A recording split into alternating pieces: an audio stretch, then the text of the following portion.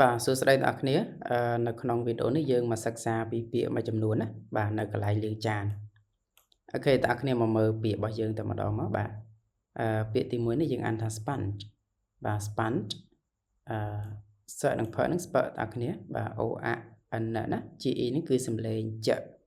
យើងអានថា sponge គឺយើងសំដៅទៅលើអេប៉ុងលាងចានណាអ្នកគ្នាអូខេអ្នកគ្នាមើលពាក្យទី2យើងអានថា sink បាទ sink គឺយើងសំដៅលើបាទកន្លែងលាងចាននេះតើអ្នកគ្នាមើលរូបភាពមកណាបាទកន្លែងលាងចាននេះយើងហៅ sink សអ៊ីនិងងហ្នឹង sink បាទ k នេះសំខណាតើអ្នកគ្នាមើលពាក្យទី3បាទពាក្យទី3យើងអានថា faucet អូខេ faucet faucet គឺយើងសំដៅលើក្បាលរ៉ូម៉ាណេអ្នកគ្នាបាទយើងហៅថា faucet ឬក៏យើងប្រើពាក្យមួយទៀត tap ណាតើអ្នកគ្នាមើលពាក្យចុងក្រោយយើងអានថា plate បាទផើនឹងលើកផ្លឹកa ប្លែង e នេះស្រៈ a theta ណា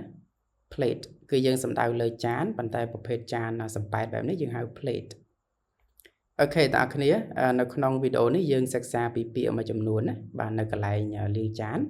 ហើយអ្នកគ្នាចំណាំពាក្យទាំងអស់នេះទៅយើងយកទៅប្រើប្រាស់បានណាចំពោះបងប្អូនដែលចង់សិក្សាអាច comment ពាក្យថារៀននៅខាងក្រោមវីដេអូ Follow for more